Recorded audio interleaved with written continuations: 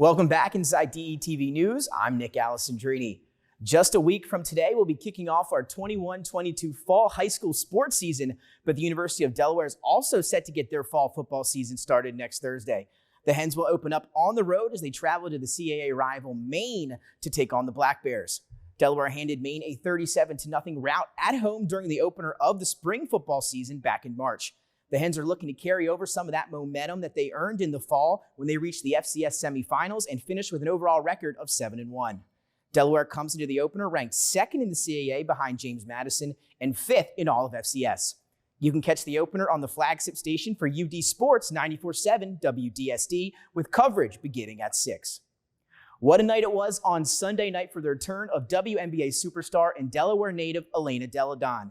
Washington Mystics head coach Mike Tebow said before the game that it feels a little bit like Christmas, and it only took the two-time WNBA MVP a few minutes to get her first bucket since October 2019.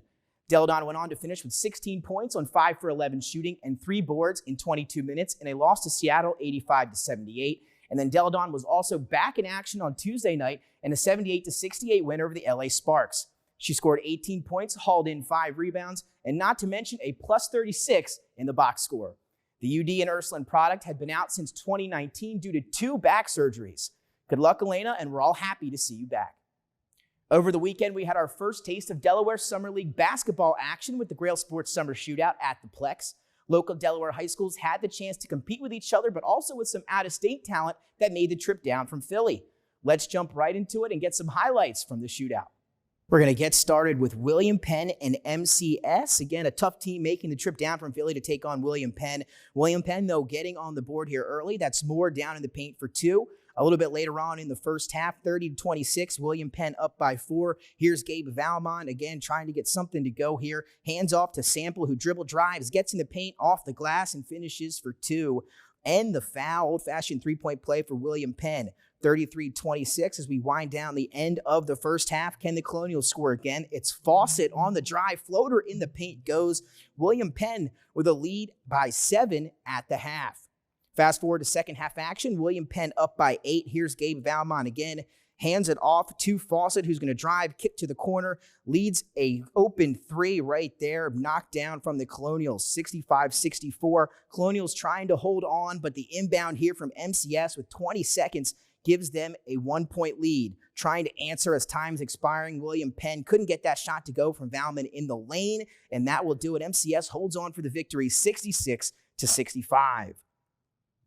Now on to our second matchup, and that is Middletown and Emotep Charter. Emotep Charter making the trip down from Philly. Middletown going to get on the board here. Rogers to Frazier underneath. Reverse layup goes a little bit later in the first half. Emotep up 13-11. Middletown again trying to score. It's the Caravel transfer. Jaden Rogers knocks down the corner from the 3, gives Middletown the lead. Then a little bit later on, Middletown down by 4. Here's Rogers, looking for somewhere to go. A nice give-and-go action. Rogers gets it back and scores 28-26. On to second half action. Sparks 3 won't go. Jaden Rogers again down there doing it himself, getting the rebound, puts it back. This one is a close one. A little bit later on, Middletown down by 2. Eldridge down low. Perfect pass by Evan Sparks. We're all tied up.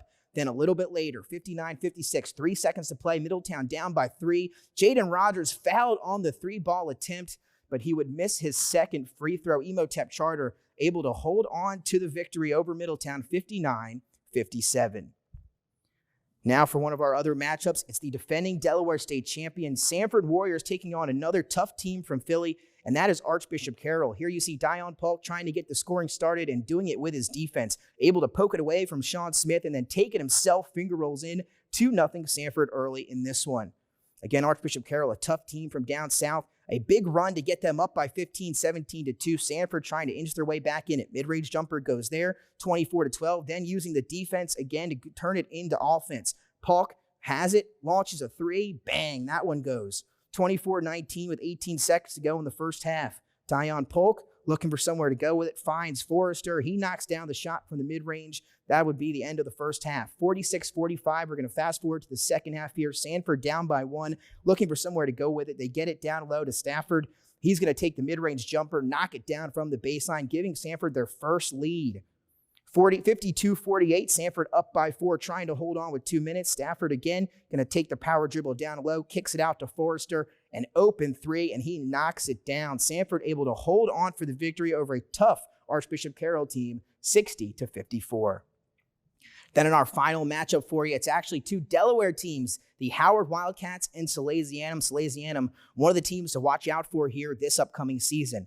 0-0 early. Hollingsworth for Howard around the screen. Nice pass to Darius Brown on the pick and roll. He lays it in. Howard on the board here first early.